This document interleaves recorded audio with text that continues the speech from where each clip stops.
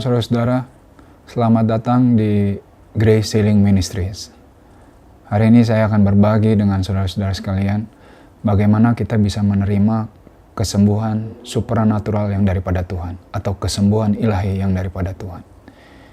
Jika bicara kesembuhan ilahi, firman Tuhan mengajarkan kita ada beberapa cara bagaimana kita bisa menerima kesembuhan. Yang pertama, melalui seorang hamba Tuhan yang memiliki karunia kesembuhan yang akan menumpang tangan atas kita dan kita menjadi sembuh. Yang kedua adalah firman Tuhan ajarkan melalui firman yang diberitakan. Mazmur 107 ayat 20 berkata, dikirimkannya firman-Nya, disembuhkannya saudara dan saya, diluputkannya saudara dan saya dari liang kubur. Saya percaya cara yang Tuhan inginkan adalah melalui cara yang kedua, melalui firman yang diberitakan. Mengapa saudara-saudara? Karena Tuhan mengasihi saudara dan saya.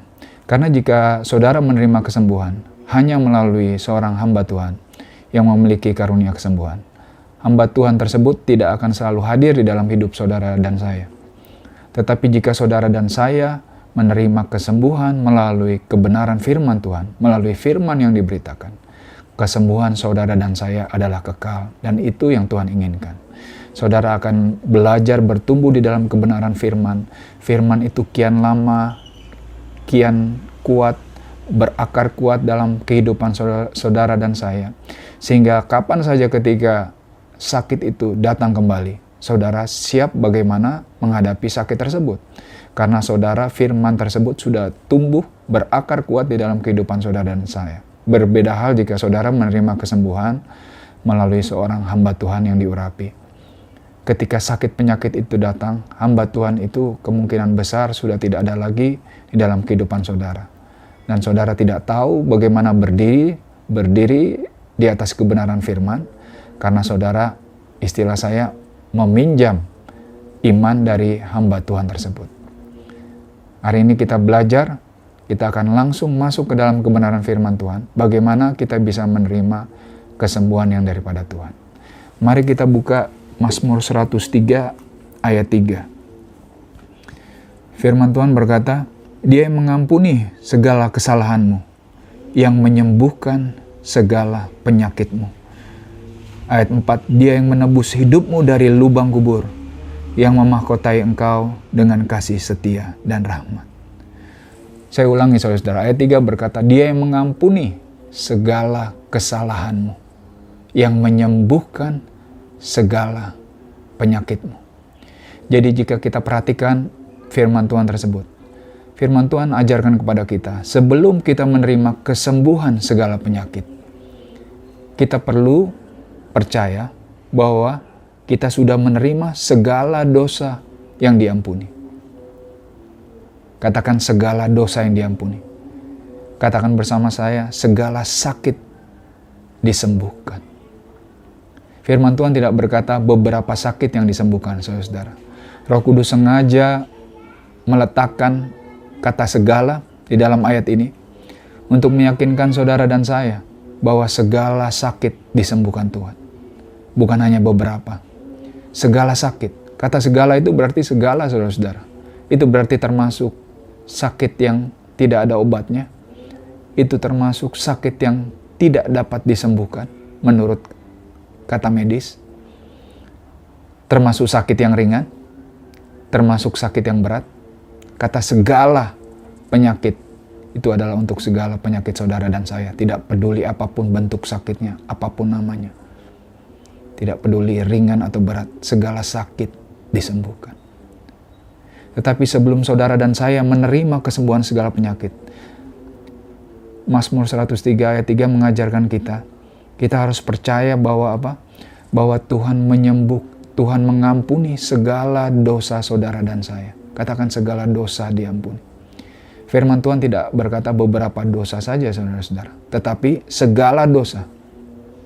Seringkali sebagai orang percaya, kita apalagi ketika saudara sudah lahir baru, saudara percaya bahwa Tuhan mengampuni dosa-dosa saudara. Tetapi saudara tidak percaya bahwa segala dosa diampuni. Saudara mungkin percaya, oh dosa ini mungkin Tuhan bisa ampuni. Dosa yang itu Tuhan bisa ampuni. Tetapi dosa yang satu itu, Pak, dosa yang besar yang saudara lakukan, Tuhan tidak bisa ampuni. Karena itu saudara dengar baik-baik hari ini. Firman Tuhan berkata, Dia yang mengampuni segala dosamu. Apapun bentuk saudara, apapun bentuk dosa saudara, Dia yang mengampuni segala dosamu. Dosa kecil, dosa besar, segala dosa diampuni. Kemudian dikatakan Dia yang menyembuhkan segala sakit. Bukankah ini luar biasa saudara? Tetapi saudara, banyak daripada kita yang bergumul untuk menerima kesembuhan segala penyakit. Mengapa? Karena kita masih bergumul bahwa segala dosa kita sudah diampuni.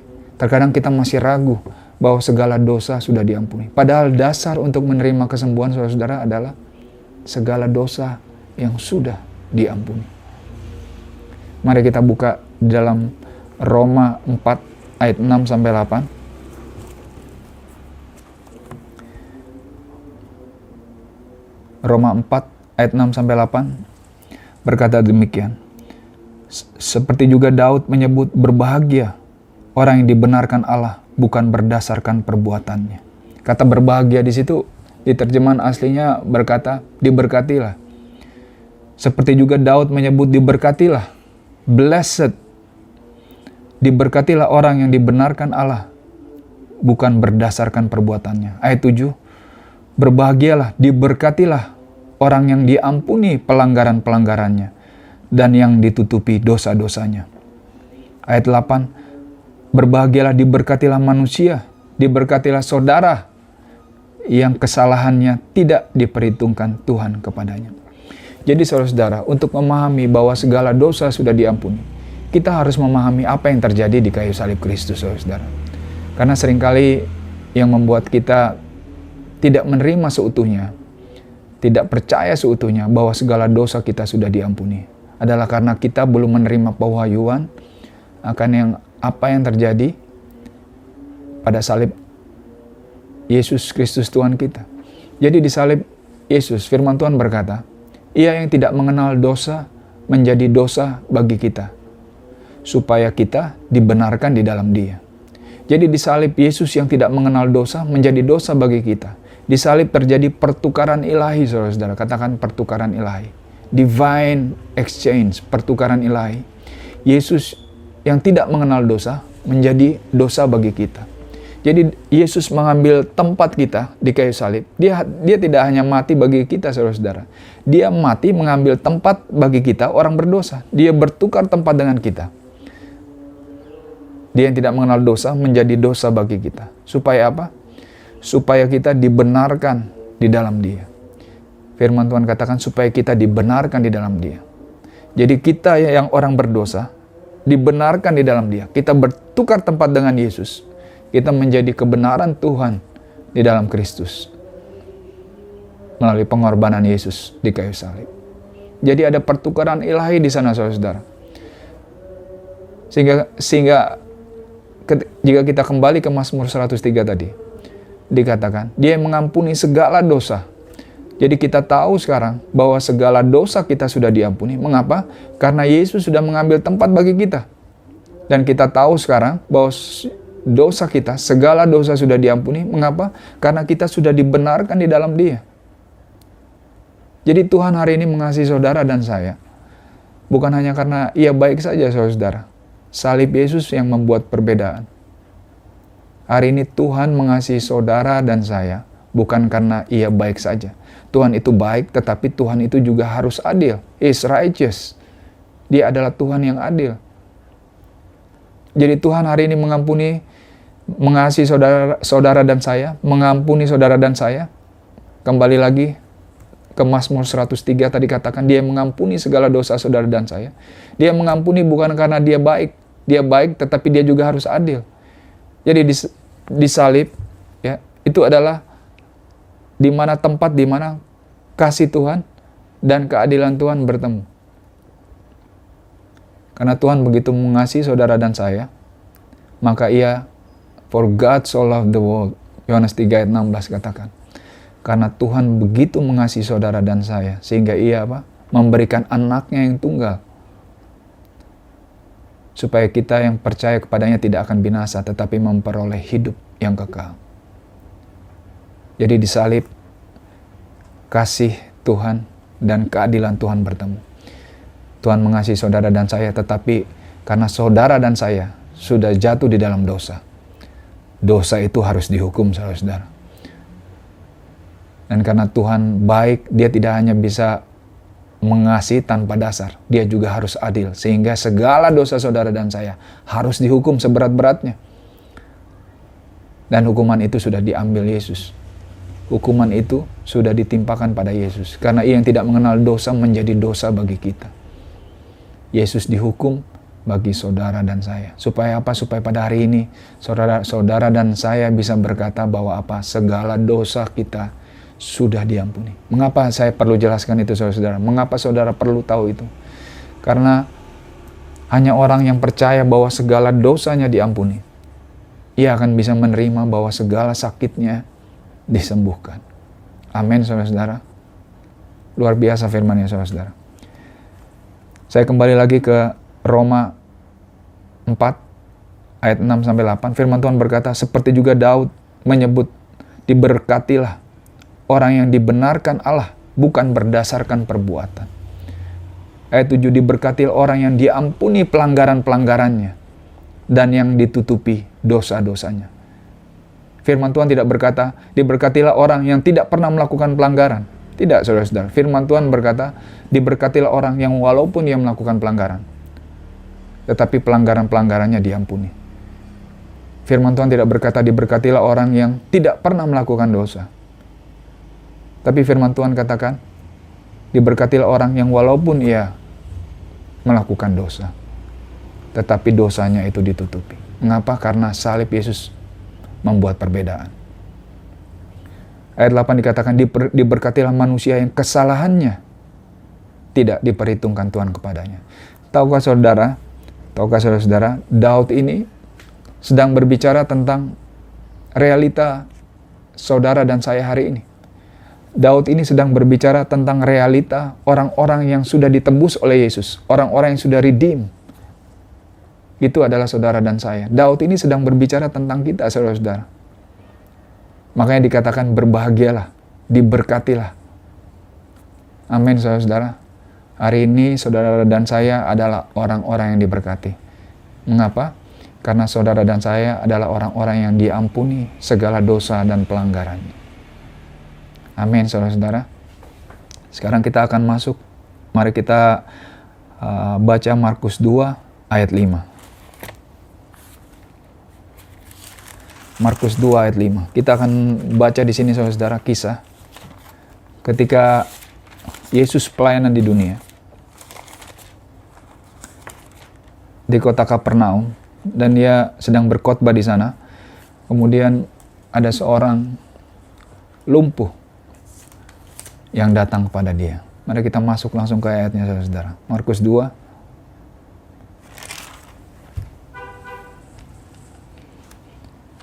Markus 2 ayat 1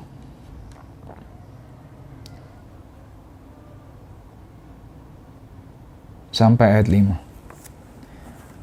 Ayat 1, kemudian orang lumpuh disembuhkan. Judul perikopnya. Kemudian sesudah lewat beberapa hari, waktu Yesus datang lagi ke Kapernaum, tersiarlah kabar bahwa ia ada di rumah. Maka datanglah orang-orang berkerumun sehingga tidak ada lagi tempat, bahkan di muka pintu pun tidak. Sementara ia memberitakan firman kepada mereka, dan orang-orang datang membawa kepadanya seorang lumpuh, digotong oleh 4 orang. Tetapi mereka tidak dapat membawa kepadanya karena orang banyak itu. Lalu mereka membuka atap yang di atasnya. Sesudah terbuka, mereka menurunkan tilam tempat orang lumpuh itu terbaring. Ketika Yesus melihat iman mereka, berkatalah ia kepada orang lumpuh itu, "Hai anakku, dosamu sudah diampuni." Bukankah ini menarik, saudara-saudara? Di dalam beberapa kasus, ketika di dalam beberapa cerita, ketika Yesus menyembuhkan orang, Yesus berkata, ketika ada orang sakit kusta, Yesus berkata, "Hai kamu." Ketika Yesus berkata kepada orang yang lumpuh, Ada masa-masa ketika Yesus berkata, bangkitlah. Tetapi di cerita kali ini terhadap orang lumpuh ini, Tuhan Yesus tidak berkata seperti itu ya saudara-saudara. Tuhan Yesus berkata, hai anakku, dosamu sudah diampuni. Mengapa Yesus berkata seperti itu saudara-saudara? Karena Tuhan Yesus tahu bahwa orang itu sedang bergumul dengan dosa-dosanya. Karena Tuhan Yesus tahu bahwa orang yang percaya bahwa segala dosanya itu sudah diampuni, segala sakitnya akan disembuhkan. Tuhan Yesus mengerti hal itu saudara-saudara. Sama seperti saudara dan saya hari ini, firman Tuhan sedang berbicara kepada saudara bahwa segala dosa saudara sudah diampuni. Hari ini Tuhan Yesus juga berbicara kepada saudara. Hai anakku, hai saudara, dosamu sudah diampuni. Saudara perlu terima itu. Saudara perlu firman ini menjadi rema dalam hidup saudara, di dalam hati saudara. Supaya Supaya saudara bisa berjalan di dalam kesembuhan yang Tuhan sudah sediakan. Saya ulangi lagi. Baca Markus 2 ayat 1. Kemudian sesudah lewat beberapa hari, waktu Yesus datang lagi ke Kapernaum, tersiarlah kabar bahwa ia ada di rumah. Yesus sedang berkhotbah di rumah saudara-saudara pada saat itu. Tiap hari Yesus Kisah para Rasul berkata Tuhan Yesus itu berjalan berkeliling. Ya, ketika ia pelayanan di dunia, Tuhan Yesus berjalan berkeliling sambil berbuat baik dan menyembuhkan orang sakit. Jadi saudara-saudara, kita harus tahu ketika Yesus pelayanan di dunia, pelayanan utama yang Tuhan Yesus lakukan adalah ia berbuat baik dan menyembuhkan orang sakit saudara-saudara. Dan Tuhan Yesus itu tetap sama dulu, sekarang, dan selamanya. Ketika dulu ia berjalan berkeliling sambil berbuat baik dan menyembuhkan orang sakit, begitu juga ia hari ini saudara-saudara. Ia hari ini juga menyembuhkan saudara dan saya. Tetapi ia tidak datang secara fisik. Ya. Dikirimkannya firman-Nya, Mazmur katakan. Dikirimkannya firman-Nya, disembuhkannya saudara. Hari ini firman Tuhan datang kepada saudara, dikirimkannya firman-Nya. Ketika saudara percaya, disembuhkannya saudara. Tahukah saudara-saudara, ketika Yesus pelayanan di dunia, ketika firman sedang diberitakan, ketika Tuhan Yesus sedang memberitakan firman, orang-orang disembuhkan saudara-saudara. Tuhan Yesus tidak perlu tumpang tangan berdoa atas orang-orang itu. Tetapi ketika firman diberitakan, orang disembuhkan. Saya lanjut ayat 2. Dikatakan, maka datanglah orang-orang berkerumun sehingga tidak ada lagi tempat. Bahkan di muka pintu pun tidak. Sementara ia memberitakan firman kepada mereka. Dengar baik-baik saudara-saudara. Sementara Yesus memberitakan firman kepada mereka, orang-orang disembuhkan. Sama juga saudara hari ini. Sementara firman diberitakan, saudara percaya, saudara disembuhkan. Ayat 3. Ada orang-orang yang datang membawa kepadanya seorang lumpuh, digotong oleh 4 orang. Tetapi mereka tidak dapat membawa kepadanya karena orang banyak itu. Lalu mereka membuka atap yang di atasnya. Sesudah itu terbuka, mereka menurunkan tilam tempat orang lumpuh itu terbaring. Saudara-saudara, di sini Tuhan Yesus ajarkan ketika seorang sakit. Orang sakit itu membutuhkan pertolongan saudara-saudara. Karena ketika orang sakit itu kebanyakan daripada mereka saudara-saudara. Iman mereka lemah, moral mereka hancur. Mengapa? Karena mereka didominasi oleh sakit penyakit mereka. Dan mereka tidak lagi fokus pada firman. Dan tidak lagi fokus pada Tuhan Yesus yang menyembuhkan mereka. Karena itu mereka butuh pertolongan. Orang lumpuh ini memiliki 4 orang yang menjadi atmosfer iman bagi mereka. Karena orang sakit itu butuh atmosfer iman saudara-saudara. Iman itu, firman Tuhan katakan, iman itu timbul dari pendengaran. Katakan pendengaran. Pendengaran akan firman Kristus. Ketika saudara sakit dan saudara perlu kesembuhan. Ketika keluarga atau teman saudara sakit dan mereka butuh kesembuhan. Mereka perlu atmosfer iman yang mereka perlu atmosfer yang dikatakan atmosfer iman, suasana iman. Atmosfer itu tidak kelihatan saudara-saudara, tetapi ada di sekitar kita. Begitu juga iman, ya. Orang yang sakit perlu atmosfer iman. Tuhan Yesus ajarkan orang yang lumpuh ini, ia memiliki 4 orang yang membentuk atmosfer iman bagi dia. Ia membawa orang yang sakit itu datang pada Yesus. Ia membawa orang yang sakit itu datang hanya untuk mendengar firman Tuhan. Tahukah saudara-saudara, orang itu datang tidak hanya untuk melihat Yesus, saudara-saudara. Tetapi mereka datang untuk mendengar firman Tuhan. Sementara firman diberitakan, orang itu disembuhkan. Begitu juga saudara dan saya hari ini. Yesus tidak ada lagi di dunia. Yesus sudah naik ke surga, duduk di sebelah kanan Allah Bapa. Saudara tidak lagi bisa datang kepada Yesus secara fisik pada hari ini. Tetapi saudara dan saya bisa datang kepada Yesus, menjamah dia melalui apa? Melalui kebenaran firman-Nya. Karena firman Tuhan katakan, Yohanes 1 Yohanes katakan, pada mulanya adalah firman. Ayat 14 kemudian berkata, firman itu menjadi manusia. Jadi Yesus firman yang menjadi manusia. Hari ini saudara dan saya masih bisa berjumpa dengan Yesus, sama seperti orang lumpuh yang dibawa oleh temannya itu. Kita bisa berjumpa dengan Yesus melalui apa? Melalui kebenaran firman-Nya. Dengan apa? Dengan melalui pemberitaan firman-Nya. Amin, saudara-saudara. Kemudian saya lanjut. Ayat 4 tadi saya ulang. Firman Tuhan katakan, tetapi mereka tidak dapat membawa kepadanya karena orang banyak itu. Lalu mereka membuka atap yang di atasnya. Sesudah terbuka, mereka menurunkan tilam tempat orang lumpuh itu terbalik. Bukankah ini menarik, saudara-saudara? Jika rumah atau tempat di mana firman ini sekarang diberitakan, di mana saudara sedang berada mendengar firman, ya, atap itu dibongkar, saudara-saudara, oleh 4 orang itu. Saudara-saudara tahu betapa susahnya membongkar atap suatu rumah? Kita tidak tahu berapa tinggi atap itu. Saya juga tidak tahu pada masa itu di mana Tuhan Yesus hidup. Berapa tinggi atap itu dari lantai. Bisa 3 meter, bisa 4 meter.